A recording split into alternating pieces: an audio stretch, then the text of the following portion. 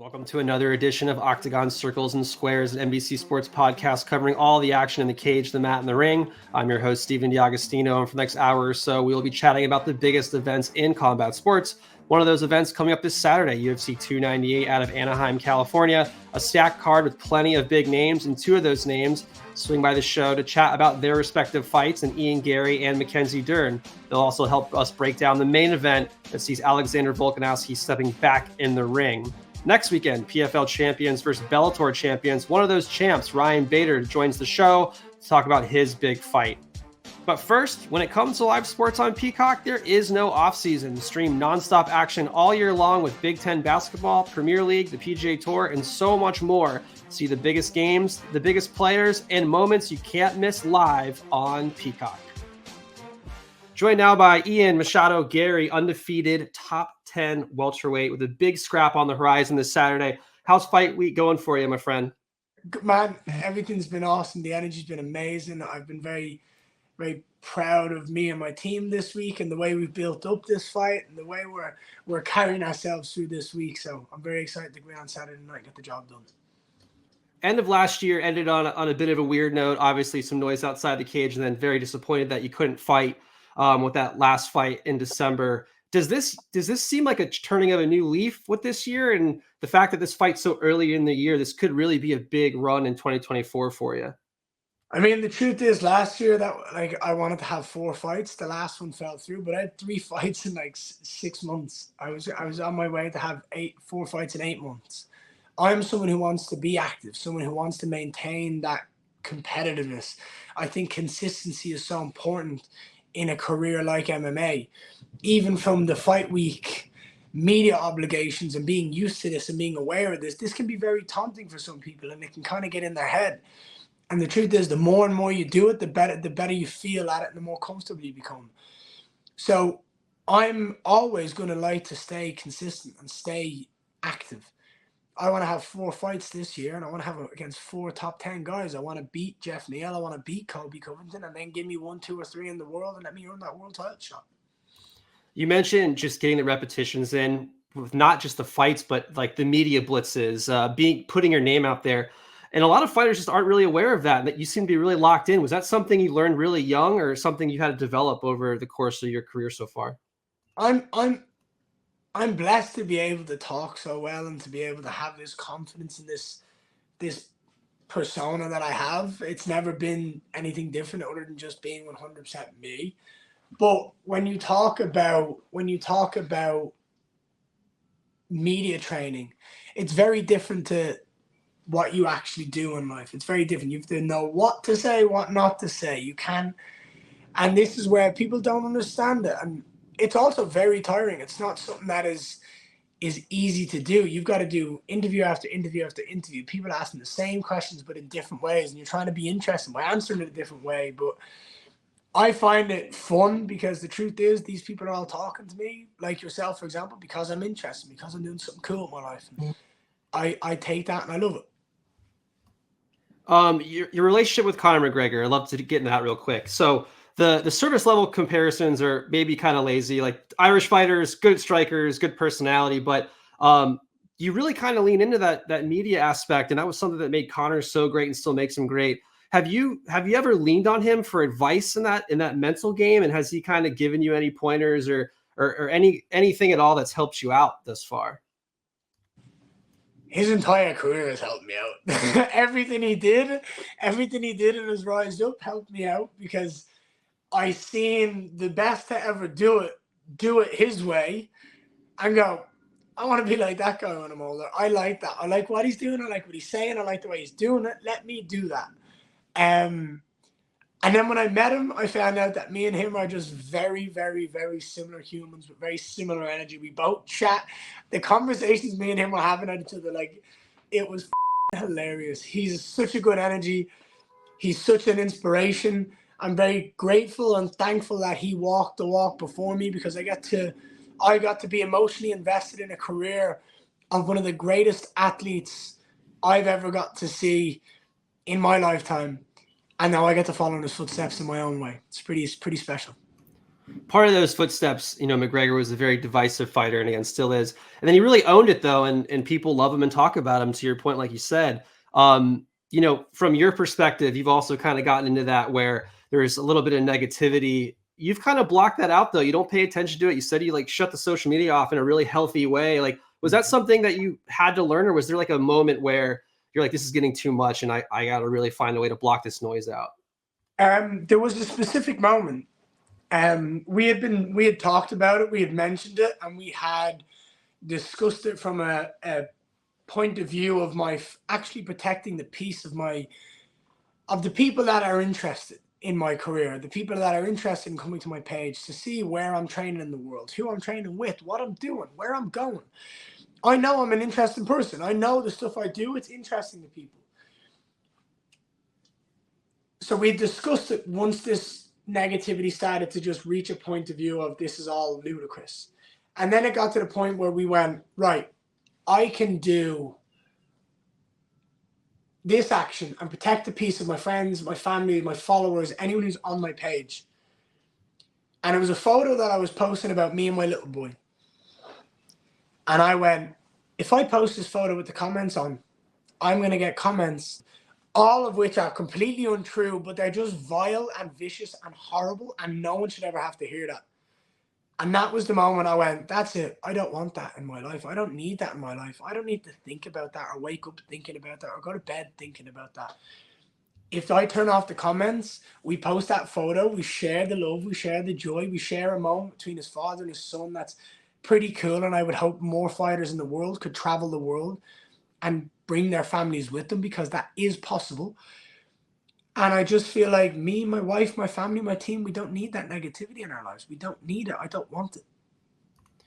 Yeah, and like you said, once family gets involved, it seems to change, and we don't have to get into the specifics there. It's been all over the place, but I think more so, does it like confuse you that you're getting all this flack in a sport where like trash talking has been so celebrated, and in my opinion, there's a lot worse things that have happened within the realm of MMA. Does that ever have scratched your head, or have you ever kind of stopped to be like, what am I doing differently here? So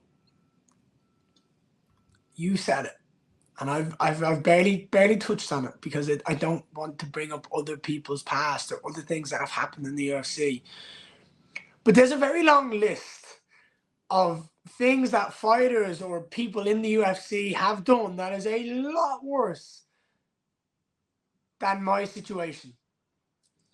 And I think it's nuts that my situation is getting the limelight and my situation is getting the energy it is, and the other ones aren't. But the truth is, I guess it's because I'm interesting, I'm young, I'm different, I'm disruptive, I'm successful. And I guess that's all you can put it on. Do you know what I mean? We're doing differently, and we're doing it in an amazing way. And love me or hate me, people are still talking about me. This seemed to kind of start around when Jeff Neal pulled out, and you pulled the shirt out. It got kind of intense. Now we're back here again, right? It's almost full circle. You get Jeff Neal again. How's the lead up to this fight been different than before? And how are you feeling heading into this now official first time fighting Neal in the octagon? I feel like the first fight, I got into his head so much with posting his mugshot that I don't need to do anything anymore. He's already going to be upset. He's already going to be emotional. I just need to say, hey, how are you? How are you doing? What's up? And just let the world take care of the rest. That's the truth. Neal, another strong striker, as are you. What are the differences between your striking styles, and what are holes in his game that you're looking to exploit on Saturday to get the W? So Jeff only really has boxing. He's got a big left hand. I've got a lot more weapons than he does, and I've got a lot of different ways to set them up. But to your point, his biggest weapon is his left hand. He hits like a truck, and if you let that land, it can be a tough night for anyone in the division. I feel like my easy key to success is use my intelligence and my distance control and just manage the fight. You're fighting down in or training out of Brazil, Charles Oliveira helping you out a ton. Obviously, most people are expecting this to be a slugfest, and you got one submission victory on your card, but you got arguably the best submission artist in the history of the sport in your corner. Can we get some surprises here on Saturday? Can we see a version of? I've got two of them, not just one. I train with Charles and I train with Damien Maya on the weekly. I'm not just training with one of the best in the world. I'm training with two of the best. Charles has some of the slickest, fastest submissions the UFC's ever seen. There's a reason why he has the most finishes in the UFC. But his submissions are lightning quick. And then you've got someone like Damien Maya. He's going to shoot 100 takedowns and he'll fail 50 of them and he'll pull guard and he will still end up on your back and choke you unconscious. I have a phenomenal grappling game. It has been evolving and growing for quite some time. And it's just a matter of fact of if someone wants to try and take me down. If they do, all right, there you go. You've unlocked the key. Let's see how it goes. Let's Babe Ruth this thing. Let's call your shot here.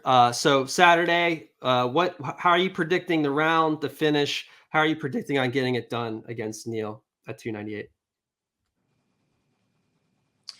Still a tough one to decide.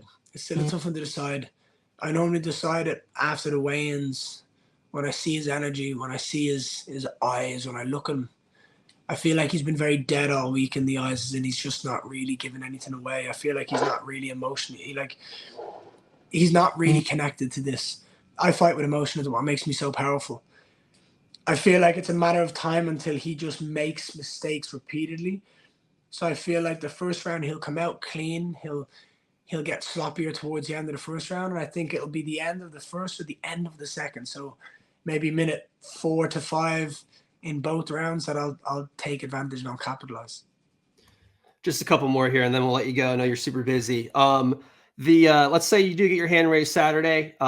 It's still early in the year. You know, you love fighting at a high clip, plenty of room on the rest of the calendar to get those in. How would you script out the rest of your year if it was a dream scenario for you? Who's on that sheet for you, and what's the plan for the rest of 2024?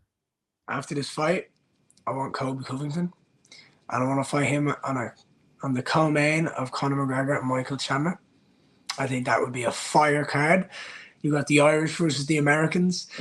You've got the biggest star the sport's ever seen versus the most entertaining lightweight on the planet, like he calls himself. You've got a young, undefeated phenom in the sport at the moment that everybody's talking about. And then you've got the Joker, the people, the maggots, the MAGA singing, the Trump loving Colby Chaos Covington. That card, that entire pay-per-view would do absolutely unbelievable numbers. And I'd be excited to be a part of it, and I'd be excited to be a part of history. That would be amazing. That would be next. Last question here. So big main event with Volkanovski making a comeback after his tough loss against Islam. As a seasoned fighter yourself, watch a lot of MMA. What are your predictions for the main event Saturday now that you've been amongst fight week with these guys? Look, there's two ends of the story, right? You've got a young, hungry challenger coming up who wants to prove a point in Ilia Topuria. Phenomenal fighter. Has all the abilities of being the champion. But he has to go out and do it against one of the guys we've seen dominate that division for so long, against the next best guy every time. And until somebody beats him in that division, I'm not betting against, or I'm not picking against Alexander Volkanovski. We cannot judge him off his last fight. He came in on short notice to save a pay-per-view against one of the most dominant fighters in the entire UFC roster. I'm not remotely concerned about his last fight. This is the fight he's in right now, and he has to go out there and do a job and maintain the world title. He has to defend it.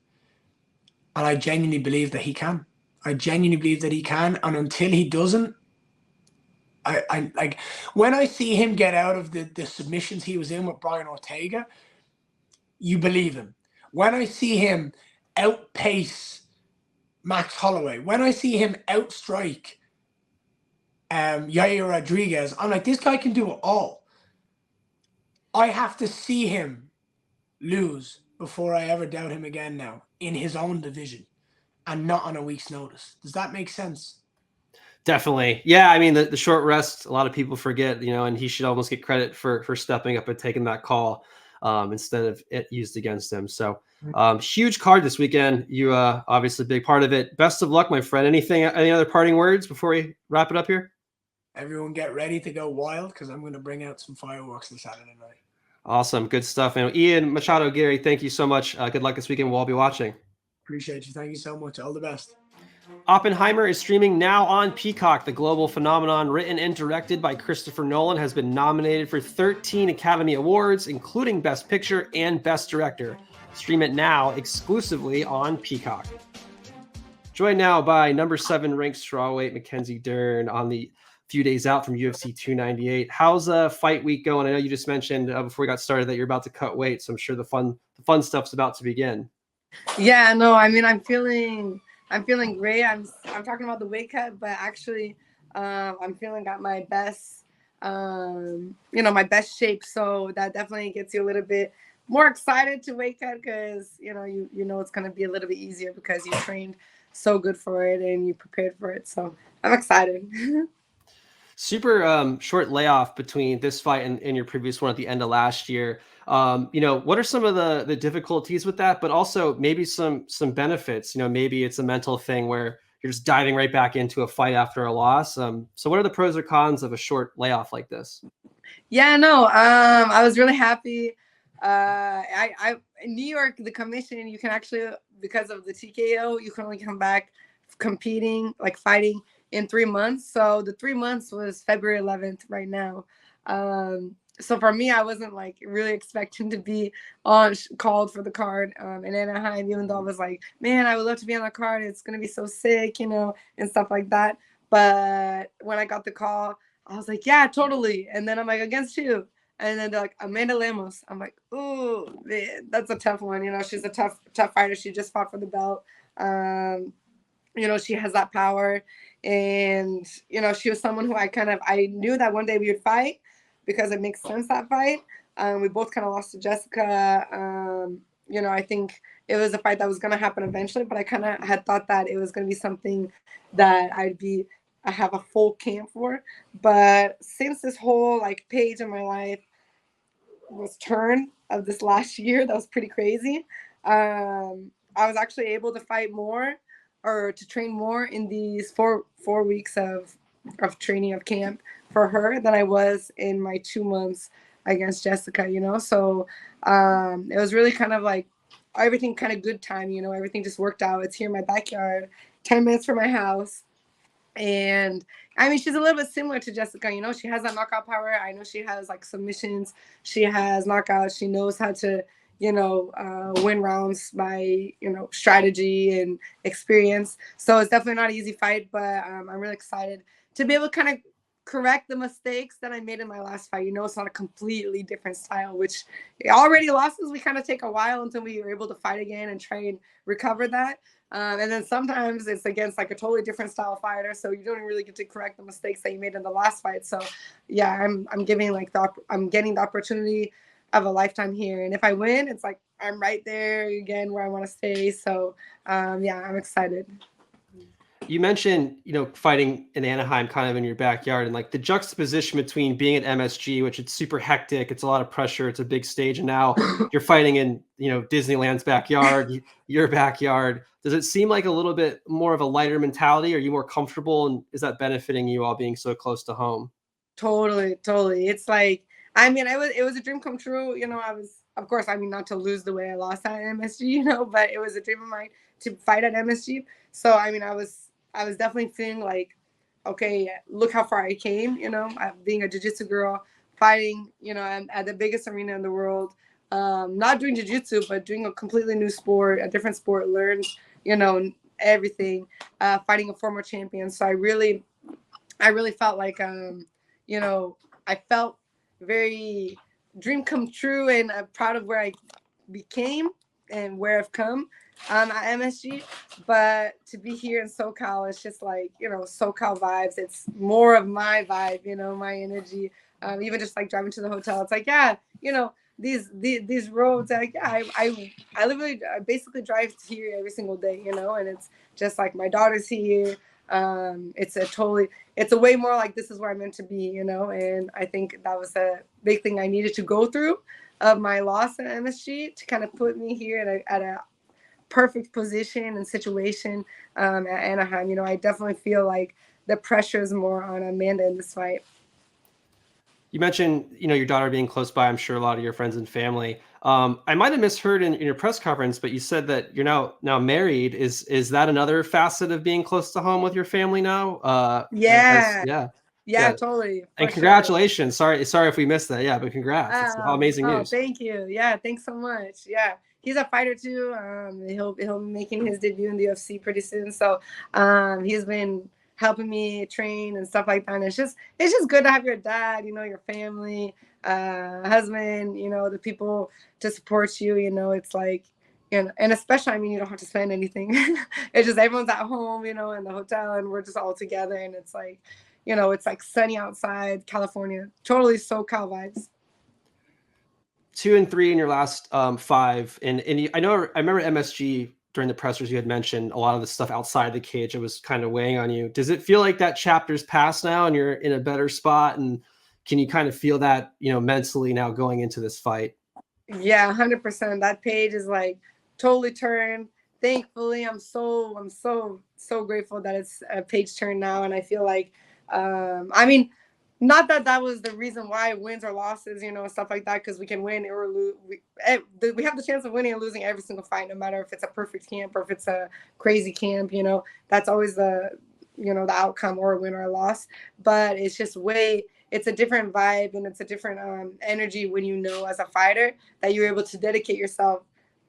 We know how much it is to dedicate yourself to a camp, and to a fight. And it's definitely way more incentivating when you go into the fight knowing that you did the best you could in training. And no matter what the outcome, you're prepared to give your best. And when you're trained, you know that your best is going to be a hard night for the opponent. That opponent, of course, as you mentioned, is Lemos, coming off a title loss. With given that she's in that spotlight, just coming off a title shot of their own, like where would a win over her put you in the pecking order at strawweight? I mean, I think an amazing win over her could even get me into the title. Especially, it's just because the strawweight division, it's so like we kind of all are fighting each other, and it's like in a division where like I beat someone, then they beat this person, and that person beats me. So it's kind of like it's not like a division that's kind of like all making sense. It's a division. Young Shannon's fighting for the belt. I had a split decision, lost to her. So who knows if I pull this off, an amazing victory here in Anaheim, with short notice, and let's say Yun wins, that could be an amazing rematch that people want to see, especially because the UFC, the title isn't necessarily, like who's coming off the most wins. It comes with fans, it comes with who's kind of in the moment right now, what fight really makes sense. So I definitely think that a great victory, a great win on Saturday could put me even to the title. But I see myself, I'm trying not to look past Amanda because she's a tough fight. I mean, I know she's prepared. She just fought for the belt, so she's just came off of five rounds. She was already scheduled to fight Saturday against Tatiana Suarez, so I know her training, her defense for takedowns and stuff is going to be on point. So this is definitely not going to be an easy fight, and I don't feel like any pressure in this fight, but I'm definitely going out this to win because I feel it's like an opportunity for me to really take a big leap towards my goal of getting to the belt. You mentioned Lemos's power, and definitely seems to be a striking forward type of fighter. Coming off your TKO loss, when you're looking at the tape, was there anything from your striking that you knew that you had to fix that might be actually benefiting you coming into a fight against a dangerous striker like Lemos? Striking wise, no. I mean, I think I feel comfortable with my striking. I think it's just that experience in knowing in the moment of the in the heat of the moment with adrenaline, with the crowd cheering, and knowing that when you hurt the person, if it's especially for me, a grappler, that's not the time to keep throwing 4 or 5 and 6 more punches. That's the time to go for the takedown, because a lot of times I would land some good shots and then I'd get excited that I'm landing and then I'd want to keep punching, and I mean, that's okay. That's not something bad, but especially when you're fighting someone like Jessica, like Amanda, that's a striker that has that knockout power. I'm a grappler. I'm putting myself into more of their advantage, even though I hurt them. But I mean, even them getting injured, it's like they're way more getting they're way more used to getting hurt standing because they're strikers than I am, you know. So why try and make my chances, you know, more on their side than mine, you know what I mean? So just getting that experience of knowing the right time to take down, to strike, to mix it all up, you know. And I don't think that necessarily has to do with my technique of striking or stuff like that, you know. I think that just has to be a being in there, sparring, feeling that moment of like live action, you know, and seeing it in trial and error. So preference trial and error in the gym, you know, and not at the fight. Help us put the crystal ball on the table and peek into the future here. If you had to call the finish exactly, what round, what method in your dream scenario, how is this fight ending on Saturday for you? I think it'll be a submission on the second round. Love that. Very straightforward. One more question. Big main event here with Volkanovski and Topuria. Just like asking all the fighters in the card what their thoughts are on the main event, and what are you predicting out of Volk and Topuria there in to cap off the evening?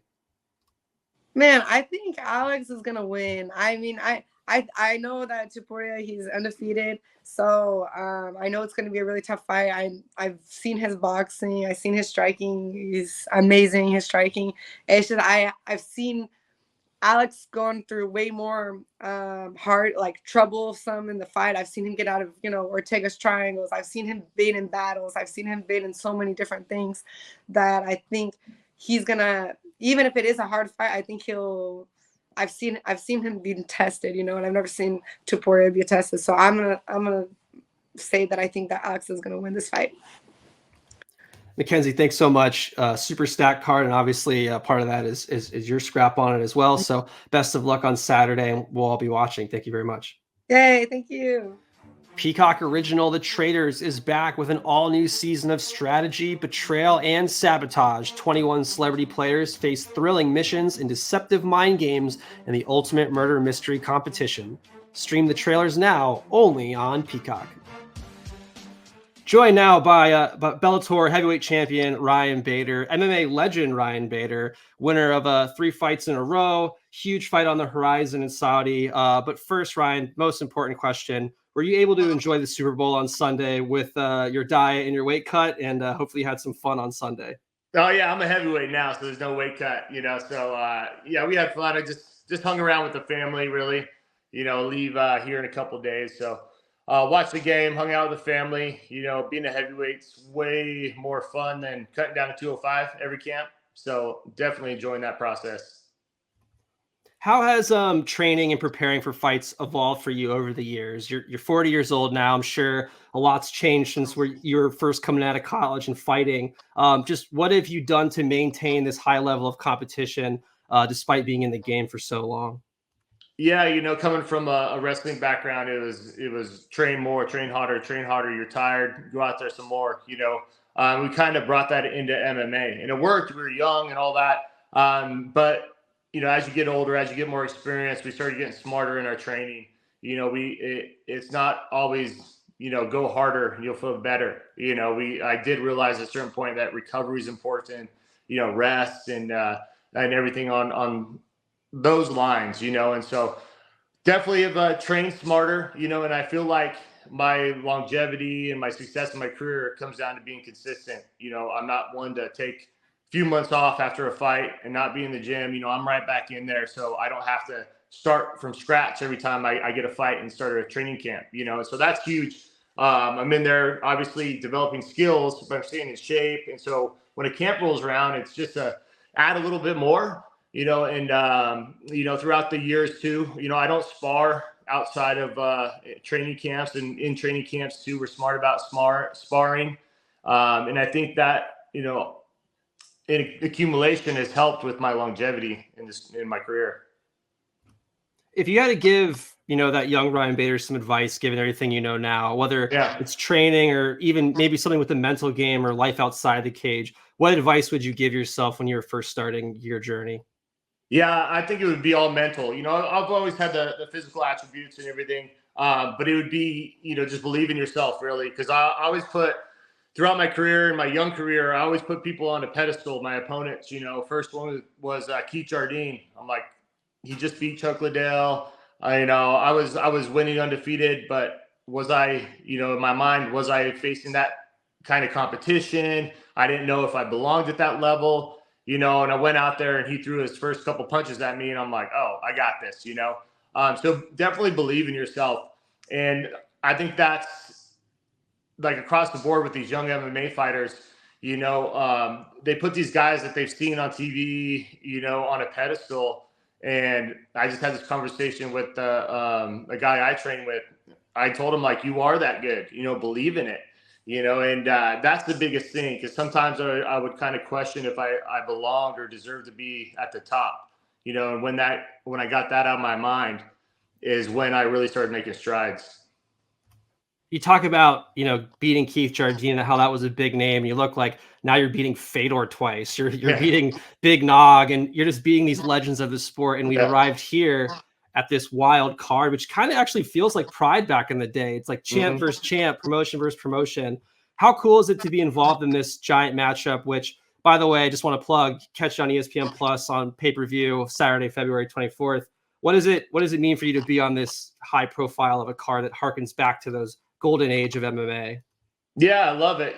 For me, I always want to do new things. And I've been in the sport for a long time. I have over 40 fights, and so, the Grand Prix in Bellator was one of those things that I really enjoyed. I got, invigorated with. I had new motivation, and so I was doing a few rematches lately, last couple of years. And so this was very welcomed, doing a champion versus champion, a cross promotion. That's what all the fans are always asking to see, get a champ from this promotion, get a champ from that promotion, let them fight. Let's see who's better, and so I'm very motivated, and I love doing these new things. It's great for us, great for the fans.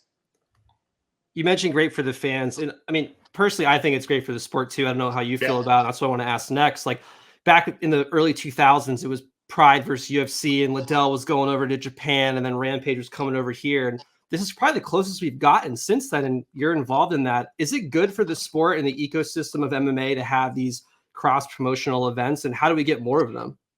Yeah, I really think so. You're not usually seeing these because different promotions don't want to put their champ on the line. If they go out there and lose, people talk, fans talk, and it's just one of those deals where, this came about. And I don't think it'll happen too often, but, this came about, and I love that we have a lot of options now. Bellator guys can jump in, tournament, PFL tournament, vice versa. We can do these super fights, and so it's pretty fluid in that aspect where it's not like, all right, here's a clear contender from Bellator, you're a Bellator guy, and you're fighting here. It's,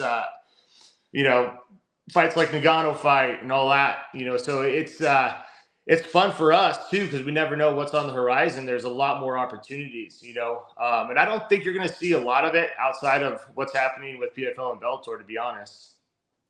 I know that's a big selling point for PFL and Bellator, and rightfully so. Huge thing to have in the MMA space. You mentioned Nagano, who's kind of done something similar where you leave the UFC where it's kind of felt like it's UFC or nowhere kind of thing. And you guys are proving that you can have a career and establish success outside of it. First of all, what are your thoughts on Nagano and what he's doing? And also, what would a potential matchup with him mean to you down the road? Yeah, I love what he's doing, I came over to Bellator, you won for money, to be honest. It's better contract and all that. And I made a lot more than I think I would in other organizations, and for me, that's amazing. But, at the end of the day, I love competing. I fought for a belt every single time over here, whether it's 205 or heavyweight. I was a champion in every single fight. And so with Nagano going over there in boxing, I love the different opportunities for MMA guys. So we're not just stuck in one lane.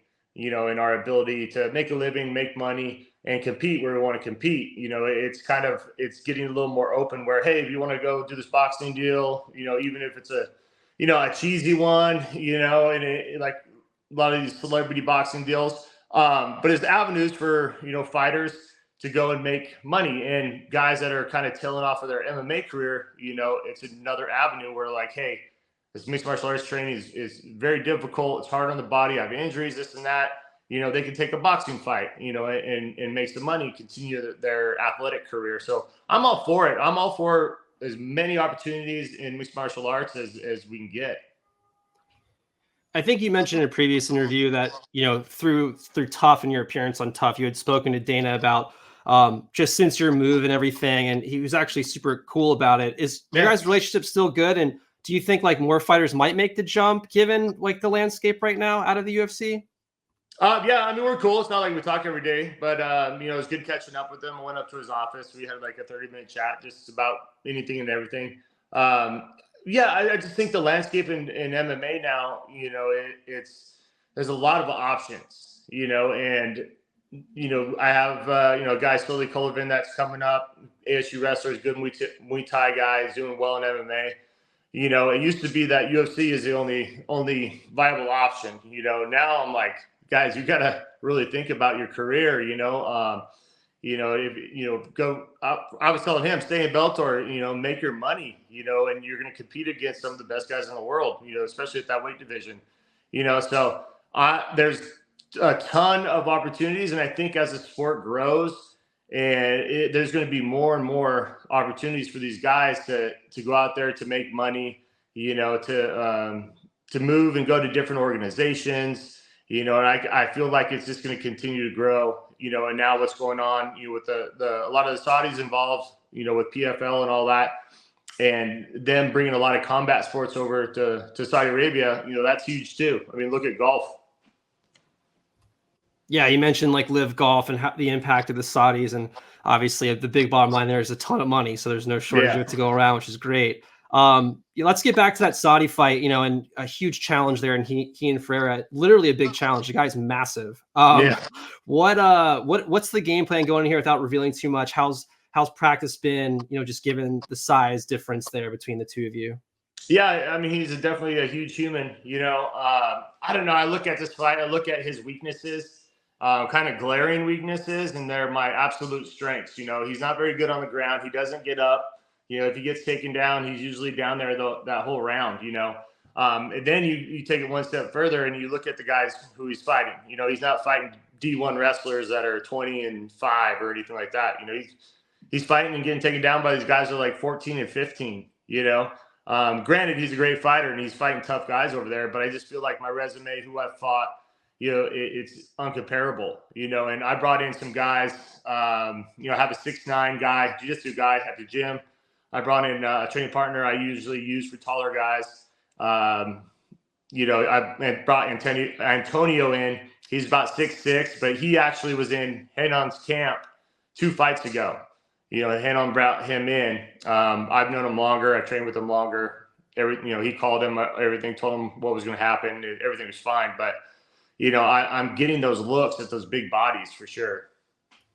That's definitely something you're used to coming out of the Bellator. I mean, the Czech Congo fight guy's huge too, and you're able to notch that win. I guess just like theoretically within wrestling, because we've seen like different ways to solve the puzzle, whether it's like Randy Couture going upper body with Gonzaga so much bigger, or like a lot of guys will drop down on shots. Is there like a preference you have? Would you rather go upper body in a clinch, or do you think the way to go is single, double legs all day?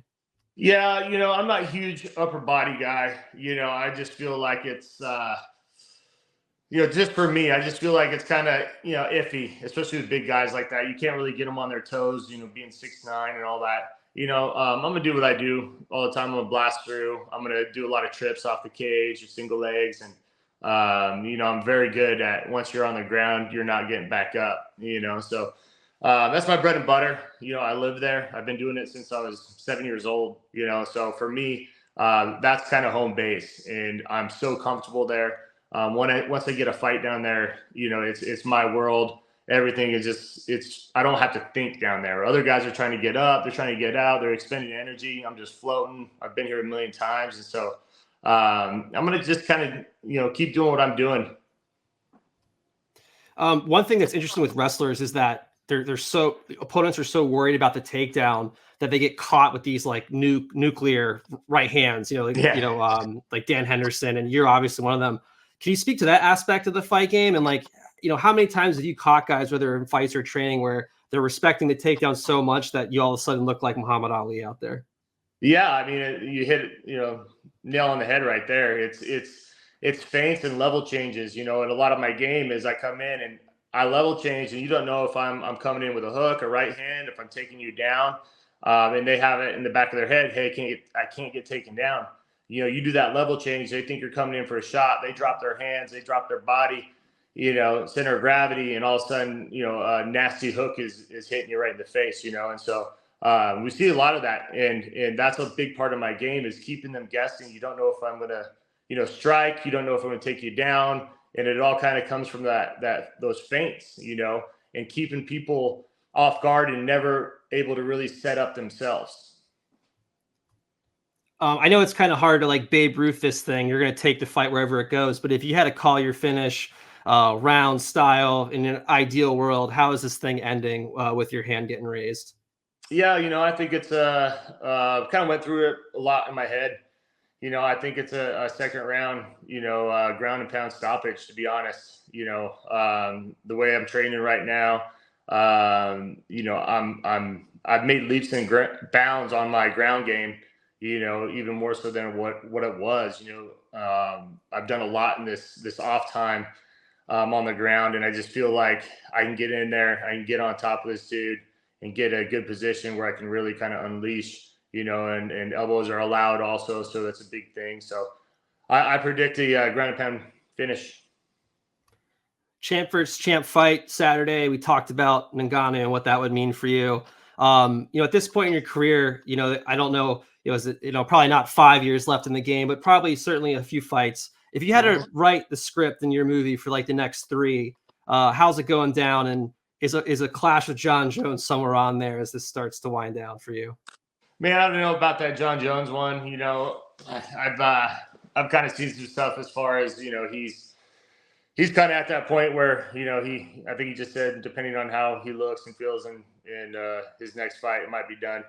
I'm not really worried about him as I'm with PFL and Bellator right now.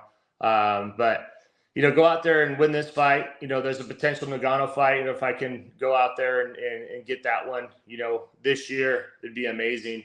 If not, go out there and, defend my belt. There's one guy, Lynn Vassell, that we were supposed to fight in October, and that didn't happen. Kind of have a bad taste in my mouth about that, so, maybe if Ngannou's not ready, fight Lynn Vassell and then get that Ngannou fight, go out there and win, and who knows, from there. Outside of MMA, looking ahead to the future, you have a beautiful family. I know you're doing a lot of stuff with veterans, taking them out hunting and stuff. Outside the cage, what does your future look like? And what's the next move once fighting's done? Yeah, I'm pretty smart with my money. I've done some bunch of different investments and stuff. I'm a part owner in Battle Bars. I came in with Alex on that, veteran operated and owned company. Very, very good bars and good ingredients, and I invested in a tequila company on the ground floor, Casa Comos, and that's doing extremely well. It's one of the better selling tequilas right now in the world, and I want to, not have to worry about money as far as, I want to be able to follow my passions and, like you hit with the veterans and all that and giving back and the organizations I'm involved in, with that. That's a passion of mine. We take 100% disabled vets hunting for this organization called Outdoor Experience for All. It's very rewarding. I get to see changes in people's lives and I would love to do that, more often than not, and set myself up where I don't have a 9-to-5 job and I can kind of follow my passions. One last question for me, Ryan, before we wrap up here. I mean, what a phenomenal storied career. Another chapter that being written on Saturday. Just looking back, what was your favorite moment so far in your MMA career, whether it's beating a legend like Fedor, whether it's beating Rampage and Saitama Super Arena in Japan? Yeah. What's your favorite one that sticks out? Man, I've got 3. Maybe a little 4. First one is kind of we talked about Keith Jardine because that was kind of my first big step up. Get a knockout in Australia, and then Rampage was a big one, fighting in Japan. then coming over and winning my first title in Bellator, beating Phil Davis. But the ultimate, the one I always look back, towards and think about when somebody asks me this question is going in there, having the light heavyweight championship, moving up to heavyweight, going through that Grand Prix, and then fighting Fedor and then knocking him out in 34 seconds in being the double champ and getting the heavyweight belt, and beating Fedor. I just don't see how it gets any better than that, and that was definitely one of the best nights of my MMA career. I remember getting off my couch screaming when that happened. So yeah, that was definitely one of those scream off your couch moments. Ryan Bader, thanks brother for stopping by and joining us. You can catch Ryan at Bellator versus PFL on ESPN Plus pay-per-view Saturday, February 24th. It's going to be a good one. Thanks, man. I appreciate you. Best of luck out there in Saudi Arabia. We'll all be watching. I appreciate it, buddy. Thank you. Get your weekdays started with Bet the Edge. Join Jay Croucher and Drew Dinsick as they tackle the biggest games from every angle in the NBA, NHL, and more. So whether you're targeting spreads and totals, looking for value in futures markets, or circling player props, Jay and Drew have you covered with new episodes every weekday at 6 a.m. Eastern. With UFC 298 coming up this Saturday, we obviously can't talk more about it without welcoming on Brad Thomas, our resident betting expert, to help us win some extra cash on that fight card. Brad, how's it going, man? And how excited are you for this card that's actually really stacked all of a sudden? Yeah, it's going good. Life has been coming at me fast. But there's always that constant of handicapping sports, specifically fighting, that has been, kind of making it not seem as unbearable at times, get the breaks from the little one to break down cards, rewatch fights. I did say something pretty funny to my my fight chat. I have a little group chat. I said, before the child, I was able to go back and rewatch full fights, like just the whole card. I can just go rewatch entire fights. Now the child, I got to be really selective. Like I will rewatch maybe a couple rounds just to kind of see how the fight was going, because the child, she's not going to sit there and let me just go and rewatch rounds and rounds and rounds and rounds. But it's been pretty fun, man. What you're saying? Your infant daughter doesn't like grinding the tape on ESPN Plus prelims on the Apex cards? Yeah, come on, Brad. Not yet. She will eventually. She's going to be a future Olympic wrestler, so she's got to learn soon. Yeah, you got to get her watching like the ONE FC 2:00 in the morning cards out there. Then you'll really complete that key to fatherhood there. But let's get into 298 here. We'll start at the top with the main event. Volkanovski coming back, 1 of 2 in his last 3, but both of those at the hands of Islam, including that really devastating KO on short notice. He draws a pretty tough challenge into Topuria here. Tell us what you're leaning for on this main event here. Yeah, before anyone comes at me with the pitchforks, this is a massive speculative bet. And I think that's what we have to kind of call these bets when we're taking big numbers. But I'm taking Topuria to win inside the distance. It's at plus 185. Shop that line around. You could find some plus 200s out there. It's a speculation of a 35-year-old Volk who, like you said, Steven, before we got on, looked human. Time in and time again, for what seems like almost forever, we've talked about Volkanovski and is he the pound for pound best fighter ever? Is he this? Is he that? Who is he going to stop in his title run? Who's going to stop him? And he really wanted to beat Islam. Like went after him twice, looked great in the first one, and the second one looked human. When I talk about speculation, let's talk about his size, right? Going up and down weight class at his age of 35.